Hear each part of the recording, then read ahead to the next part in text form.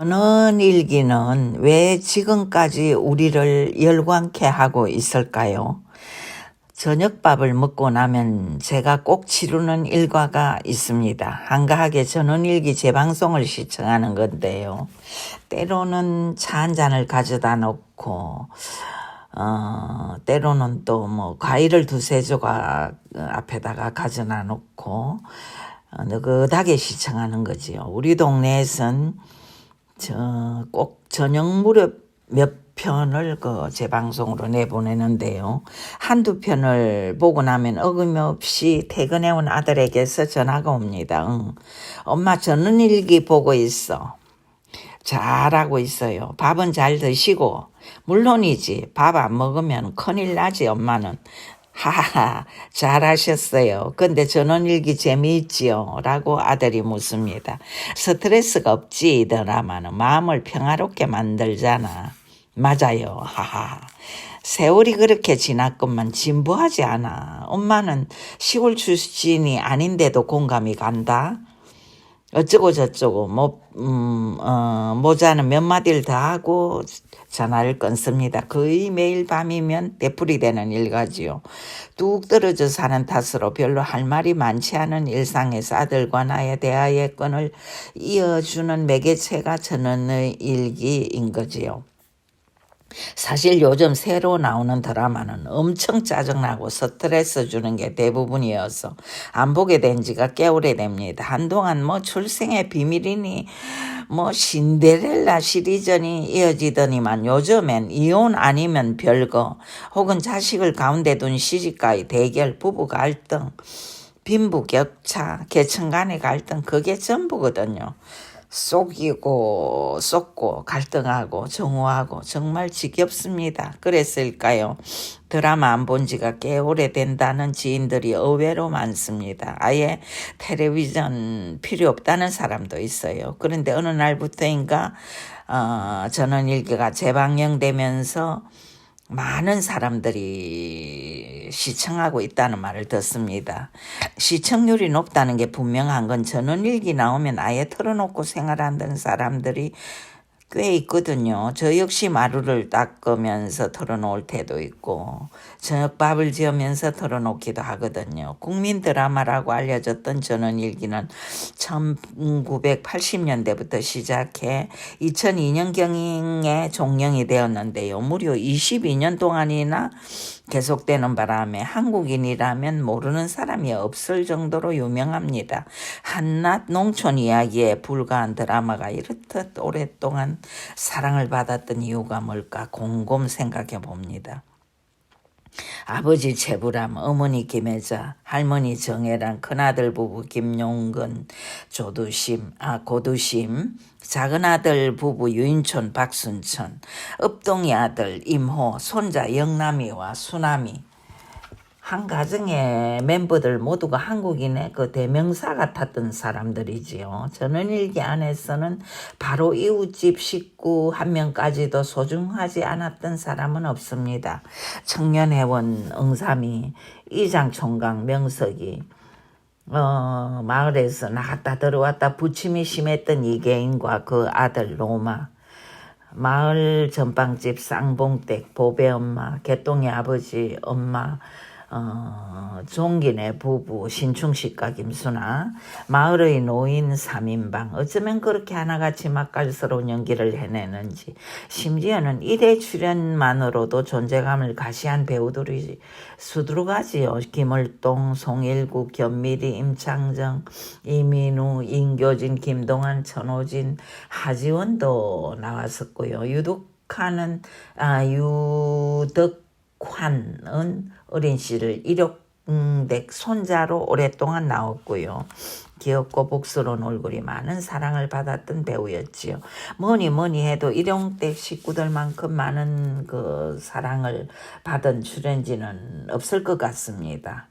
일용엄니 역을 했던 김수미는 뛰어난 연기로 한국 드라마의 연기 세계의 한 획을 끈 인물이지요. 처음 출연했을 때가 30대 초반의 나이였는데 60대를 지나 70대를 바라보는 나이를 너무도 자연스럽게 연기해 시청자를 매료시켰지요. 약간 새소리 나는 음성, 주책스러웠던 제스처, 몸빼바지에 헐렁한 쇠타 차림, 정도 많고 쌤도 많고 삐치기도 잘하고 경망스럽기까지 한 할매 연기를 어쩌면 그렇게나 찰지게 연기해내는지 지금 그 재방송을 봐도 무릎을 치면서 웃게 만드는 명연기자지요.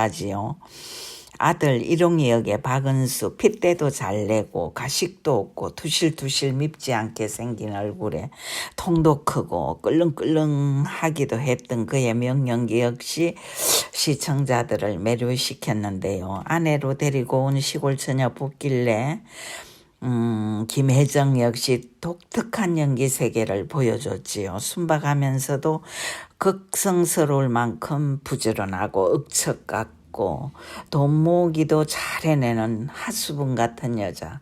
그러면서도 효성이 지극하고 몸집은 큰 편이지만 예쁘장하고 아들, 딸 잘나 착하게 잘 키우고 며느리를 보면 저런 며느리를 봐야 한다고 모두들 생각할 만큼 대단한 인기를 누렸던 배우인데요. 그녀가 낳은 첫 딸 복길이는 김 회장 댁 그 손자 영남이랑 나중에 사랑을 나누는 사이가 되지요. 워낙 오랜 세월 방영되다 보니 거기 계속되는 동안 죽은 배우들도 수없이 많은데요.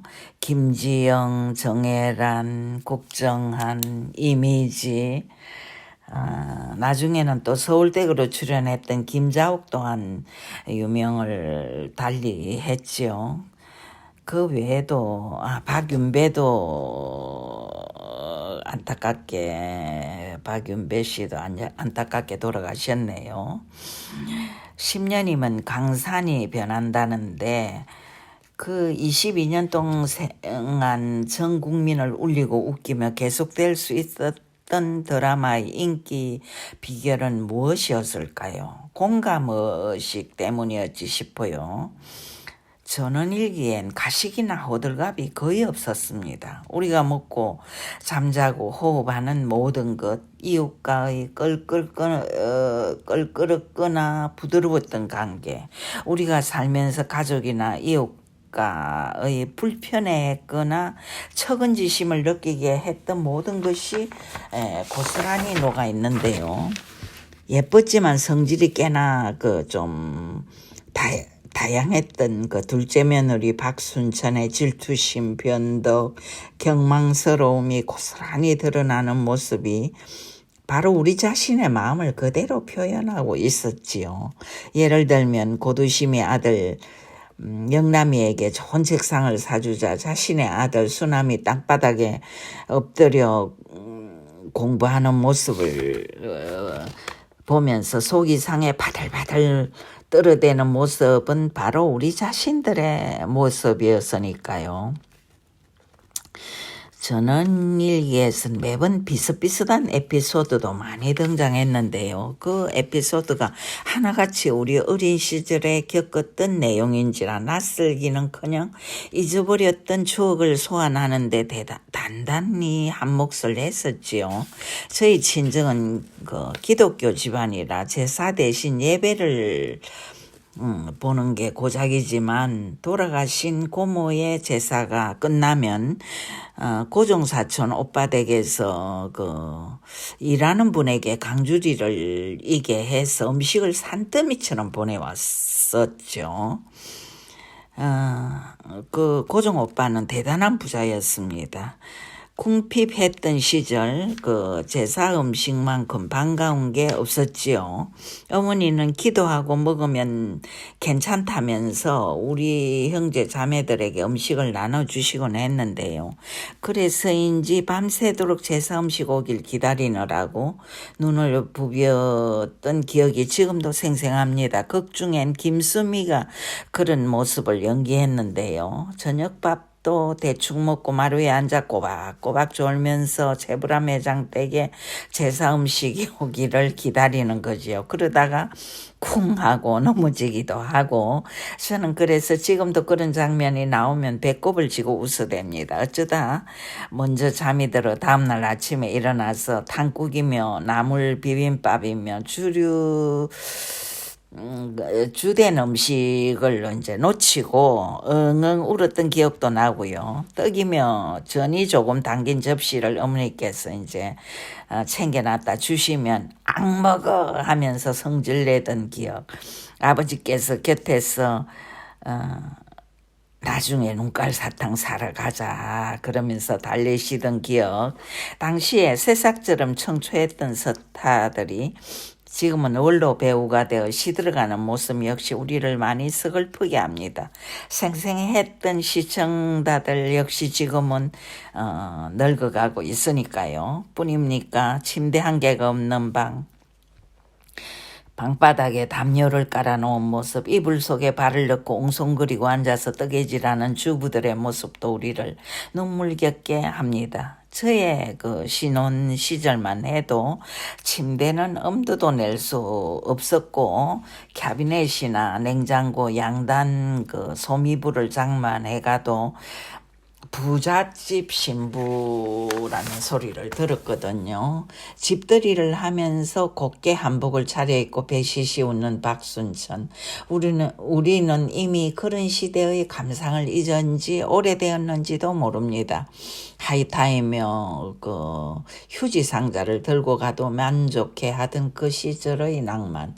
지금은 어리어리한 화분이 아니면 돈 봉투를 들고 가는 세상이 되었죠. 궁핍했지만 마음이 풍성했던 그 시절에 비하면 돈 봉투 들고 가는 지금이 오히려 그 삭막한 시대가 되어버린 거지요. 사람 사는 세상이 아니라 물질과 황금 만능 시대가 되어버린 지금과 대비되는 장면은 저는 일기의 매력이기도 합니다. 금동이 어릴 때 에피소드엔 담임 선생 그 견미리가 가정 방문을 오는 장면이 나오는데, 우리 집 가서 밥 먹자며 서로 밀고 당기던 학부형들이 꿀 한 병, 계란 한 줄, 김치 한 통을 가져다 주는 장면이 나옵니다. 왠지 눈물이 날 것 같았습니다. 지금 그런 장면이 연출되는 곳이 과연 남아 있을까요? 부모 형제 간에도 재산 싸움이 나는 세상, 스승과 제자 사이에 돈봉투가 오고 가는 세상에서 과연 인간적인 세상을 기대할 수 있을까요? 저는 일기엔 그러나 인정으로 얽힌 그런 세상이 남아 있음을 보여줍니다. 비록 과거를 재방영할지라도 그런 세상이 있었던 것만으로도 우리의 마음이 따뜻해짐을 느끼면서 저는 이 드라마를 보고 있습니다. 정애란을 향한 채불함의 철저한 효성, 인내와 덕성으로 한 가문의 맏며느리 역할에 전력 투구하는 고두심, 내가 낳지는 않았지만 너를 나는 가슴으로 낳았다며 끝없는 척은지심으로 업동이 임호를 껴안는 그 김혜자의 뜨거운 모성, 김숨이 들어 병든다면 나는 내 머리칼을 팔아서라도 조선 팔도를 돌아다니며 내 엄마를 살려낼 것이라는 투박하지만 진솔한 일용이의 호언장담이 가슴을 뜨겁게 하는 드라마. 아이고 어쩔까, 아이고 어쩔까, 내가 남편도 없이 누구 덕으로 지금까지 살아왔는데라며 김혜자가 건강검진 받는다는 소식에 목을 놓고 우는 일용엄니, 김수미의 청성스럽기까지 한 연기가 왜 이다지도 가슴을 뜨겁게 만드는 걸까요? 오직 이해관계만이 존재하고 부부 사이마저 돈 없으면 살벌하기 거지없는 세상에서 저는 일기가 펼쳐내는 세상은 어리숙하지만 정이 통하고 사람과 사람이 존재하는 그런 공간이 펼쳐지는 것만으로 우리는 그 드라마에 열광하게 되는 게 아닐까요? 그런 생각을 저는 합니다. 모든 일들이 이해관계만으로 이루어진다면 거기가 바로 지옥이 아닐까요? 천국은 이미 이해관계가 아닌 사랑, 즉 정이 존재하는 세상, 바로 그곳이 아닐까요? 저는 일기 재방송을 보면서 저는 그런 세상을 꿈꾸어 봅니다. 오늘은 여기까지 하겠고요. 다음번에는 영화 리뷰나 책 리뷰를 해보겠습니다. 들어주셔서 감사드립니다.